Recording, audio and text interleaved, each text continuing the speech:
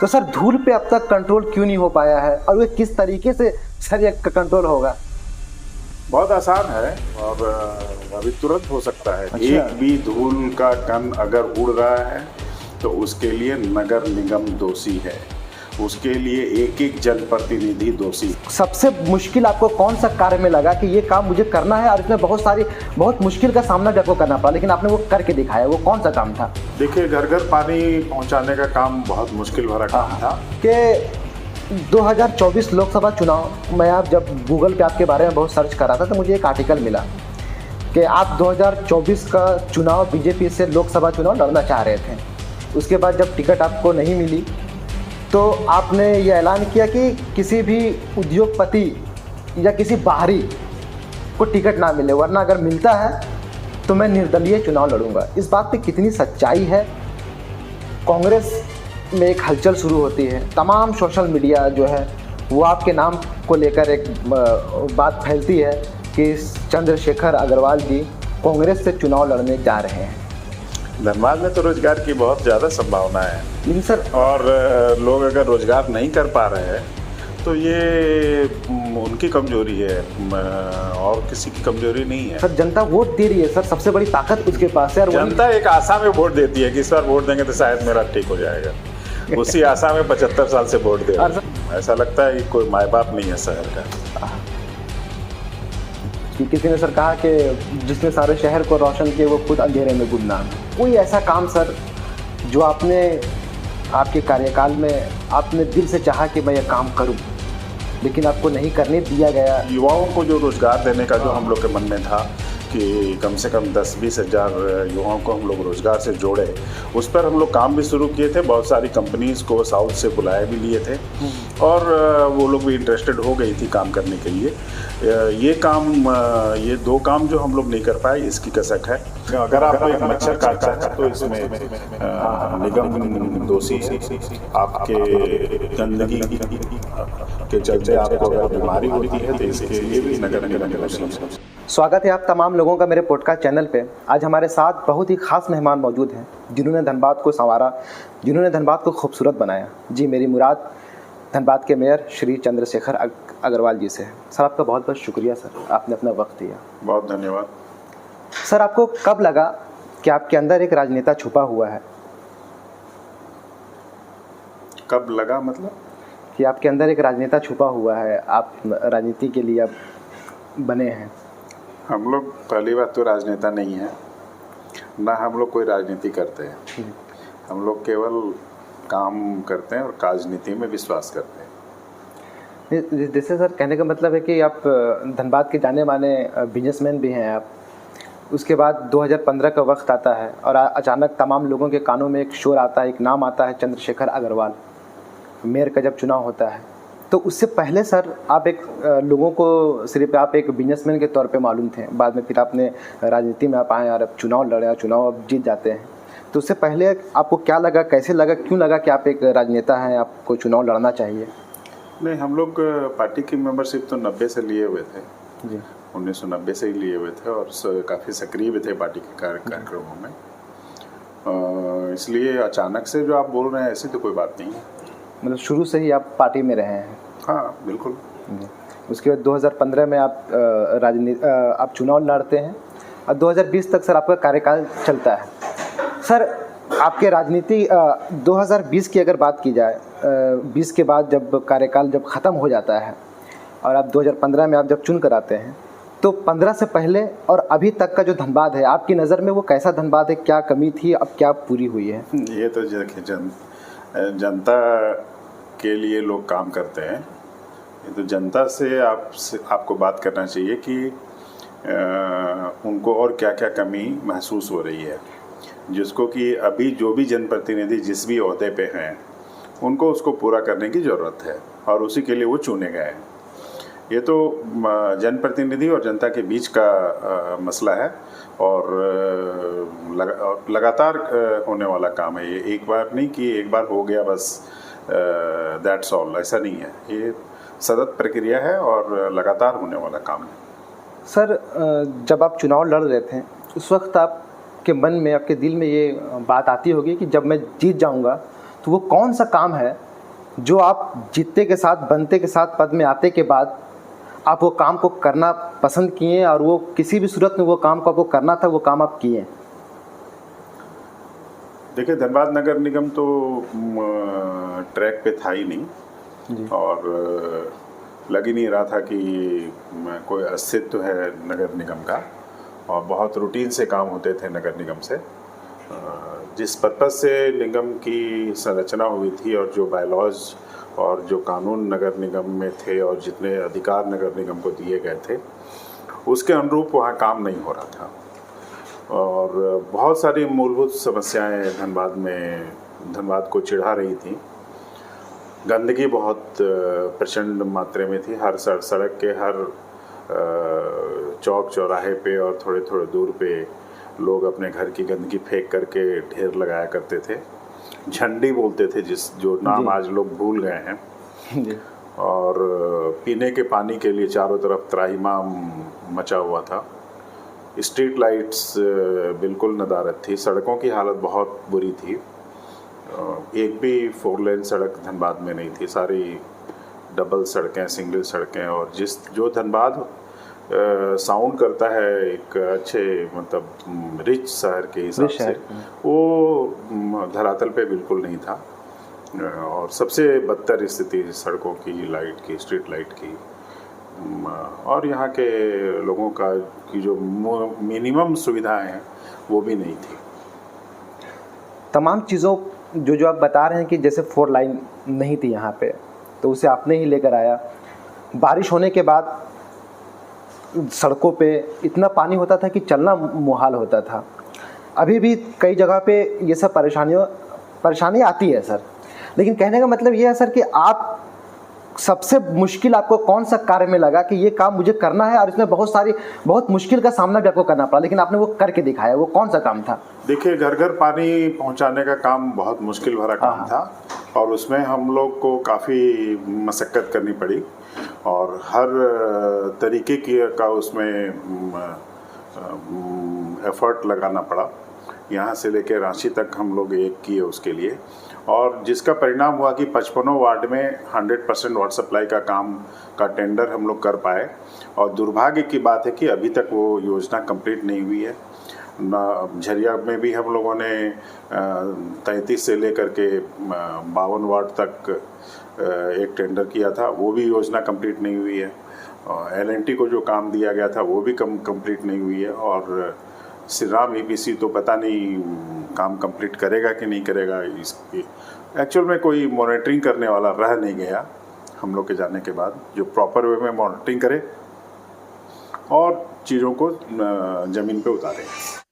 Sir, Dhanbad को green city कैसे बनाया जाए सर? जैसे कि कहने का मतलब है कि धनबाद, जैसे आपने बताया कि साउंड से बहुत खूबसूरत नाम मालूम होता है, पर जब आप धनबाद झरिया में जब आप घूमते हैं, वहाँ जब जाते हैं तो इतनी धूल होती है। मैं आपको सर ये बताता चलूँ कि जब आप धनबाद से झरिया की तरफ अगर बाइक से जाते हैं, आप अगर सफ़ेद शर्ट पहने हुए हैं तो पूरी शर्ट जो है वो धूल से लथपथ हो जाएगी। तो सर, धूल पे अब तक कंट्रोल क्यों नहीं हो पाया है, और वो किस तरीके से सर ये कंट्रोल होगा? बहुत आसान है, और अभी तुरंत हो सकता है। 1-2 दिन के एफर्ट पे हो सकता है।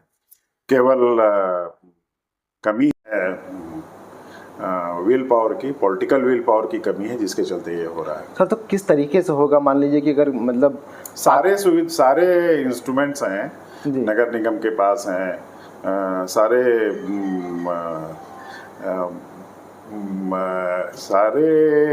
सारी चीज़ें मैसर है हमारे पास। केवल नहीं है तो विल पावर नहीं है जी। और बल्कि बाकी सारे चीज़ ज़रूरत से ज़्यादा है। अच्छा। एक भी धूल का कण अगर उड़ रहा है तो उसके लिए नगर निगम दोषी है, उसके लिए एक जनप्रतिनिधि दोषी। सर, ये बहुत बड़ी बात सर कह रहे हैं कि हमारे पास ज़रूरत से भी ज़्यादा चीज़ें मौजूद हैं। अगर एक भी धूल उड़ रही है तो नगर निगम जिम्मेदार है। तो सर, नगर निगम जिम्मेदार कैसे है और कैसे इसे हल किया जाएगा इस मसले को? देखिए, ऑलरेडी सॉल्यूशन निकला हुआ, उसको इम्प्लीमेंट नहीं कर रहे लोग। आपको रोड स्वीपिंग मशीन दुनिया भर की धनबाद नगर निगम ने परचेज कर रखी है, और उस पर केंद्र सरकार का भी अच्छा खासा सपोर्ट है। उसके बावजूद अगर ये लोग दिन में 4 बार 5 बार सड़क पे उस रोड स्वीपिंग मशीन को नहीं दौड़ा रहे हैं, यहाँ पे कि लगातार माइनिंग एक्टिविटी हो रही है और माइंस के जो ट्रक हैं वो चल रहे हैं, उस पर जो एक्शन नहीं हो रहा है, ये बहुत दुर्भाग्य है। जी सर, इसी के साथ सर एक बात और मैं कहना चाहूँगा सर कि जब आप गोविंदपुर से धनबाद की तरफ घुसते हैं तो बड़ा खूबसूरत शहर मालूम होता है, लेकिन जैसे ही आप झरिया की तरफ जाते हैं, सिंदरी की तरफ जाते हैं, खास करके जब आप झरिया में दाखिल होते हैं सर, तो बहुत बेजान सा शहर मालूम होता है। ना पेड़ है, इतनी धूल है, रोड भी सही से नहीं है, पानी जहाँ तहाँ पसरा रहता है सर। तो सर ये चीज़ें तो सर अभी की नहीं है सर, ये तमाम ये 10-15 सालों से यार, उससे पहले से भी शुरुआत से आप कहेंगे तो ये चीज़ें यार, इस पर काम नहीं हो पा रहा है सर। आपके कार्यकाल में आप इस पर क्या क्या नोटिस किए, कौन सा आप इस मामला पे आप काम आपने किया था? आप गलत बता रहे हैं। गोविंदपुर से जब आप धनबाद की तरफ आएंगे तो बहुत बुरा हाल है। जितने तरह के जंगल रोड के दोनों तरफ और रोड के डिवाइडर पे जो बड़े बड़े जंगल निकले हुए हैं जी, वो धनबाद जैसे शहर में उस तरह का नहीं होना चाहिए। बिल्कुल खूबसूरत पौधे लगे होने चाहिए, जो नहीं है। और डीएमएफटी जहाँ की 500-600 करोड़ रुपया सालाना डीएमएफटी का पैसा आता हो, 500 उस शहर की ये हालत होगी तो निश्चित रूप से ये कहीं ना कहीं बहुत बड़ा दुर्भाग्य है इस शहर के लिए कि ये शहर इतनी बड़ी त्रासदी झेल रहा है। और आपको बताएं कि डीएमएफटी में सारे प्रावधान हैं, आप एक भी डस्ट न उड़े इसके भी प्रावधान है, और शहर सुंदर रहे इसका भी प्रावधान है, एजुकेशन अच्छा रहे इसका भी प्रावधान है, वाटर वगैरह सारे चीज़ रहे, सब चीज़ का प्रावधान है। ये पैसा केवल ये लोग बैंकों में रखते हैं। क्यों बैंक में रखते हैं नहीं पता, बैंक वाले से इनको क्या मिलता है अधिकारियों को नहीं पता, लेकिन ये पैसा बैंक में रखने के लिए नहीं है, जनता के डोमेन में रखने की ज़रूरत है, और जनता के लिए वो पैसा आया हुआ है, और वो जनता में नहीं रह के बैंकों में रहना बहुत दुर्भाग्यपूर्ण है। सर बहुत बड़ी बात और बहुत खुल के आप बात कर रहे हैं सर मगर ऐसा क्यों सर, सरकार इस पे ध्यान नहीं दे रही है? इसमें सरकार को देना ही नहीं है, ये लोकल व्यवस्था करनी है। सरकार को इसमें क्या लेना देना? सर मान लीजिए हमारे जो भी यहाँ के लोकल है जो उस फंड को डील करते हैं उनकी जवाबदेही है, इसमें सरकार का कोई लेना देना नहीं है। सर तो उंगलियां तो सर सरकार ने तो दे रखा है वो पैसा, सरकार को तो पैसा देना हो तो दे रहा है, लेकिन ये लोग इस्तेमाल नहीं जो इस्तेमाल नहीं कर रहे हैं उनका प्रॉब्लम। तो सर इन लोगों पर लगाम कैसे खींची जाएगी सर? कौन खींचेगा इन लोगों पे लगाम? मान लीजिए सर अगर ऐसा है तो इन लोगों पर भी तो कोई लगाम खींचने वाला चाहिए सर। जनता को ही जागरूक होना पड़ेगा। जनता क्या करेगी सर? घेराव करेगी। क्यों घेराव करेगी? जनता के जो जनप्रतिनिधि हैं उन पे दबाव डालेगी। जी ये बड़ी बात है, उन पे दबाव डालेगी और उन्हें कहेगी कि आप, सही बात है। आप सर एक बात बहुत अच्छा बात कहें कि इतनी चीज़ें हमारे पास मैसर है, इतनी चीज़ें हैं कि एक भी धूल ना उड़े सर, ये बहुत बड़ी बात सर हमारे कर रहे हैं। सर अगला सवाल पे आते हैं सर कि 2024 लोकसभा चुनाव में आप जब गूगल पे आपके बारे में बहुत सर्च कर रहा था तो मुझे एक आर्टिकल मिला कि आप 2024 का चुनाव बीजेपी से लोकसभा चुनाव लड़ना चाह रहे थे। उसके बाद जब टिकट आपको नहीं मिली तो आपने ये ऐलान किया कि किसी भी उद्योगपति या किसी बाहरी को टिकट ना मिले, वरना अगर मिलता है तो मैं निर्दलीय चुनाव लड़ूंगा। इस बात पे कितनी सच्चाई है? ये ऐसा मेरा कोई स्टेटमेंट नहीं था सर। मैंने कल एक आर्टिकल पढ़ा था उसमें सर ये बातें हैं। बिल्कुल नहीं सर। आप चाह रहे थे लोकसभा चुनाव लड़ना? हर कार्यकर्ता चाहता है। तो सर मतलब आप बात पहुंचाएं, आपको टिकट के लिए मना कर दिया गया? मना करना नहीं होता है, किसको देना है ये होता है जी। काफ़ी लोग लगे थे लाइन में। सर एक सबसे बड़ी बात अगर मैं बात करूं 2024 विधानसभा की, तो विधानसभा का चुनाव बीजेपी टिकट की घोषणा कर देती है। उसके बाद कांग्रेस में एक हलचल शुरू होती है, तमाम सोशल मीडिया जो है वो आपके नाम को लेकर एक बात फैलती है कि चंद्रशेखर अग्रवाल जी कांग्रेस से चुनाव लड़ने जा रहे हैं, और हर तरफ मैंने ये देखा। तो क्या कांग्रेस आपको चाहती थी कि वो कांग्रेस आपको धनबाद विधानसभा से टिकट देती और आपको लड़वाना चाह रही थी? देखिए, गॉसिप पे कुछ भी करना सही नहीं है, और धनबाद में वैसे भी फालतू की गॉसिप बहुत ज़्यादा होती रहती है। अच्छा। और उस सब पे मुझे कोई टिप्पणी मतलब नहीं ये करनी। पूरे तरीके से आपसे खंडन कर रहे हैं कि ऐसी कोई बात नहीं मुझे है? कोई भी गॉसिप में कोई टिप्पणी नहीं करनी। तो सर आपको आप फूडी हैं, आपको खाना पसंद है बहुत ज़्यादा, मतलब अलग अलग चीज़ें, अच्छी अच्छी चीज़ें? सभी को पसंद होगा। क्या खाना सबसे ज़्यादा क्या पसंद है आपको?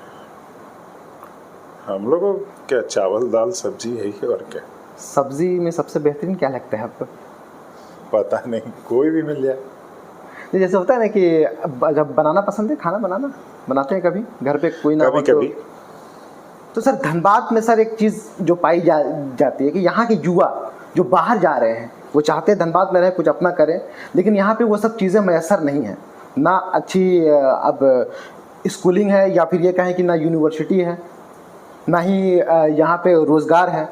सर तो धनबाद में रोज़गार और बच्चे बाहर पढ़ने के लिए ना जाएं स्कूल, इसके लिए सर क्या करना होगा और कैसे मतलब ये सब चीज़ें सर खत्म होगी कि पलायन का जो मामला है वो कम हो जाए? सर हमारे पास सब कुछ होते हुए भी कैपिटल ऑफ कोल जो है यहाँ पे कहा जाता है सर। धनबाद में तो रोजगार की बहुत ज़्यादा संभावना है, लेकिन सर और लोग अगर रोजगार नहीं कर पा रहे हैं तो ये उनकी कमजोरी है, और किसी की कमजोरी नहीं है। सर आप कह रहे हैं कि धनबाद में रोज़गार है लेकिन वो ले नहीं पा रहे हैं, वो सोच ही नहीं पा रहे हैं। तो सर कोई भी सर अपने शहर को छोड़कर बाहर जाना, अगर बाहर चला जा रहा है, पता नहीं क्यों मूव कर रहे हैं। सर कहाँ कहाँ रोजगार है सर आपके मुताबिक? अरे भाई साहब, यहाँ से 6 घंटे की दूरी पे हल्दिया पोर्ट है।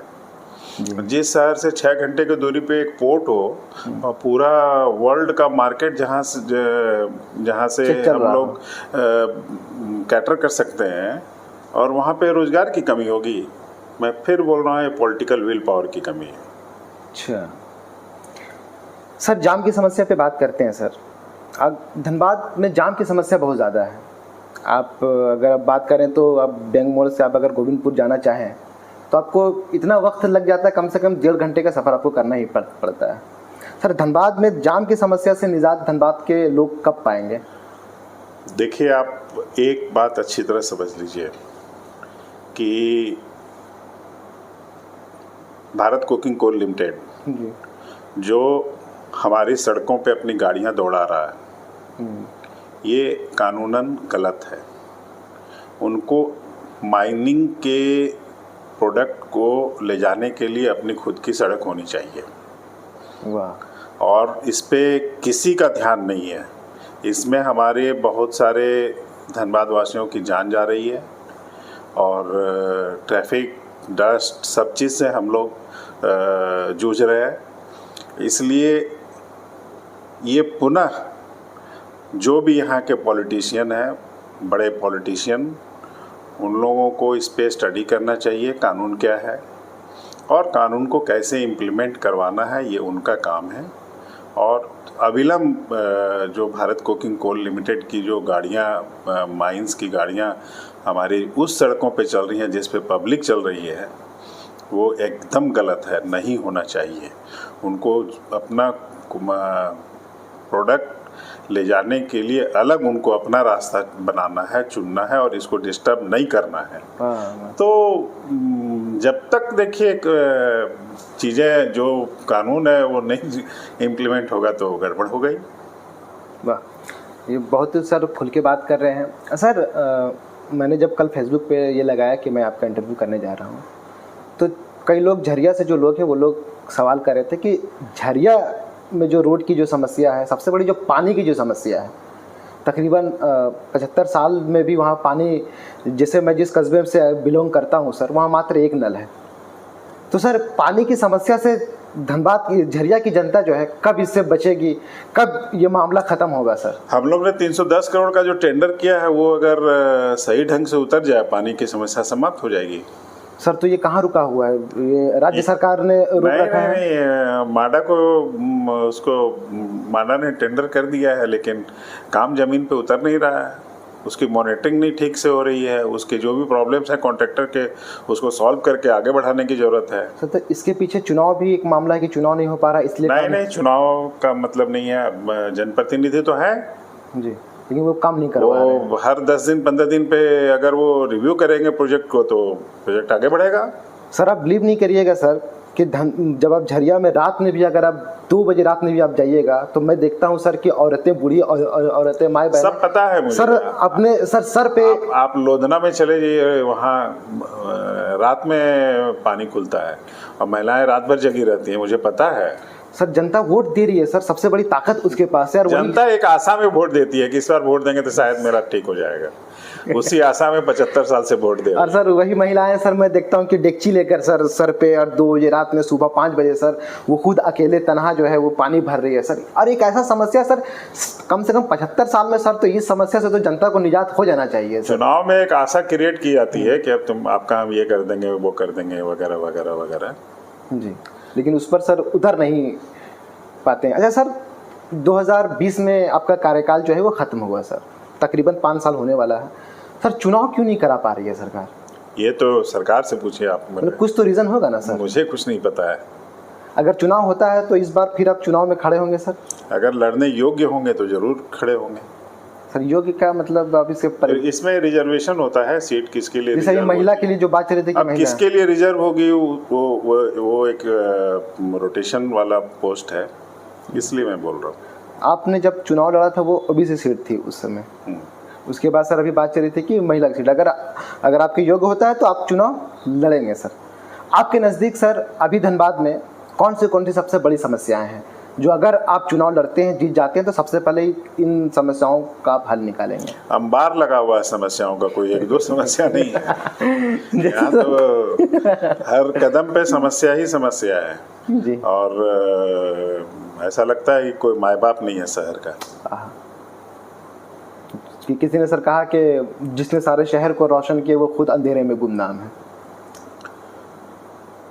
ये तो देखिए पता नहीं है ये कहाँ से शुरू हो रहा है, कहाँ ख़त्म होगा। बात तो सही है, सर बिलखती जनता होना चाहिए सर, बिलखती जनता है सर, मतलब रो रही है आप कहें तो, बस उनके आंसू नहीं दिखते हैं हर तरफ सर। आप सड़क पे जाएं तो वहाँ जाम की समस्या, आप पानी लेने जाए तो वहाँ पानी नहीं मिलता है, आप अगर बाइक से जा रहे हो तो इतनी धूल उड़ रही है सर। जनता हैबिचुएटेड हो गई है, जनता समझ गई है कि हमको इसी तरह जीवन यापन करना है, वो समझ रही है कि हमारा कोई सुधार नहीं होना है सर। तो और उसी मोड में जनता आ गई है सर। 5 साल तो आप भी रहे हैं ना सर, तो 5 साल में सर आप इन समस्याओं को किस तरीके से आप? हम लोग तो सारा जितना रोड का चौड़ीकरण करना था कि ये अलग से सड़कों को बनाए कि ट्रैफिक डाइवर्ट हो, फ्लाईओवर जो अभी काम चल रहा है सर, मैं एक मिनट से रुकना चाहूँगा। वासेपुर, ये रारा मोड़ से मटकुरिया, ये हम लोग का किया हुआ, हम लोग के बोर्ड ने इसको सर, इस पर खुल के बात करते हैं सर कि कौन सा आपने कार्यकाल में सर अपने काम किया है सर, जनता को पूरे खुल के आज बताइए सर कि एकदम। हम लोग तो कई बार बता चुके हैं। देखिए हमारे सर चैनल हम लोग जो काम उस समय करके गए हैं वो अभी तक कंप्लीट नहीं हुए और अभी भी उस पे काम चल रहा है। भूईफोड़ पहाड़ पे आप पानी टंकी देख लीजिए, पूरे झारखंड का सबसे बड़ा वाटर टैंक है, 52,000 लोगों को प्रतिदिन पानी पिलाएगा, वो काम अभी तक अधूरा है। मैथन से एक और पाइपलाइन आना था, वो काम अभी तक अधूरा है। काम पिछले 7 साल से चल ही रहा है, L&T जैसी कंपनी कर रही है। अब सुनने में आ रहा है कि DVC वहाँ NOC नहीं दे रहा है मैथन में, उसको इंटेक वेल बनाने के लिए। तो इस तरह से काम तो हम लोग जितना किए वो भी इम्प्लीमेंट हो जाए तो बहुत ज़्यादा राहत है जनता को। आप फ्लाईओवर 5 साल 6 साल हो गया टेंडर होते होते, अब जाकर के काम शुरू हुआ है। आरा मोड़ से मटकुरिया का फ्लाईओवर, ये धनबाद नगर निगम ने उसको किया है। धनबाद नगर निगम DMFT के पैसे से उसको किया है, मतलब इसमें न राज्य सरकार का पैसा है न केंद्र सरकार का पैसा है, ये धनबाद का पैसा है। धनबाद के पैसे से फ्लाईओवर बनना ये बहुत बड़ी बात है। आप जो गयापुर अंडरपास है, ये DMFT से धनबाद नगर निगम की देन है। हम लोग की अंतिम बोर्ड में ये पास हुआ था योजना, जो अब जाकर के कैबिनेट में जाकर के मैं माननीय मुख्यमंत्री जी से मैंने आग्रह किया था कि इस योजना को आप कंप्लीट कर दें, तो उन्होंने उसको लेकर के कैबिनेट में, शायद इस कैबिनेट या अगले कैबिनेट में आ जाएगा वो, तो वो काम शुरू होगा। सर जब मैं महिलाओं से बात करता हूँ तो वो कहती है कि देखो सबसे अच्छा तो मुझे इन 10-15 सालों में यही लगा कि घर तक जो कचरा वाली गाड़ी आती है, गाड़ी वाला आया घर से कचरा निकाल। सर तो ये कहाँ से शुरू हुआ? ये मोदी जी जो है जब स्वच्छ भारत अभियान को लेकर आए थे तो किस तरीके से, कितनी गाड़ियाँ चलती है रोड पे और हर मोहल्ले में जाती है, कितनी गाड़ियाँ जाती है, किस तरीके से इसका काम होता है? ये तो देखिए, जो टेंडर हम लोग किए थे इसमें, जितना कचरा वो उठाएगा प्रति टन के हिसाब से उसको पैसा मिलेगा। तो हमको लगता है 250 गाड़ी करीब वो लगा रखे हैं वो कंपनी कि घर घर जा करके और कचरा उठा करके वो लोग डिस्पोज कर रहे हैं। लेकिन इसमें भी ये काम आज भी अधूरा है, क्योंकि वो कचरा जहाँ पे डंप कर रहे हैं, डंप करने के लिए उनको नहीं दिया गया है, वहाँ पे भी कचरे को प्रोसेस करके जीरो वेस्ट में उनको कन्वर्ट करना है, जो काम नहीं हो रहा है। और ये जो जीरो वेस्ट का काम जब तक कंप्लीट नहीं होता तब तक ये काम कंप्लीट नहीं माना जाएगा। इसलिए उस पर भी किसी का ध्यान नहीं है और ना कोई उसको इनिशिएट कर रहा है। सर जाते जाते सर कोई ऐसा काम सर जो आपके कार्यकाल में आपने दिल से चाहा कि मैं ये काम करूं, लेकिन आपको नहीं करने दिया गया या आप नहीं कर पाए किसी कारण से? देखिए, जो इंटरनेशनल बस स्टैंड की जो हम लोग को यहाँ कल्पना थी बस स्टैंड पे बनाने की, एक अच्छा सुंदर बस स्टैंड बनाने की जिससे कि धनबाद का फेस अपलिफ्ट होता, वो काम हम लोग नहीं कर पाए। लास्ट में फिर हम लोग सेक्रेटरी साहब से बात करके गुजरात की जो कंपनी वहाँ पे काम की थी गुजरात में, उसको बुला करके पूरा हम लोग प्रेजेंटेशन भी लिए थे, लेकिन सरकार बदली और उसके बाद वो ठंडे बस्ते में चला गया।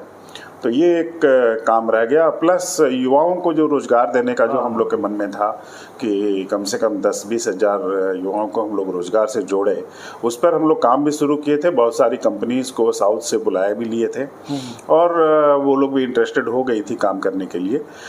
ये 2 काम जो हम लोग नहीं कर पाए, इसकी कसक है।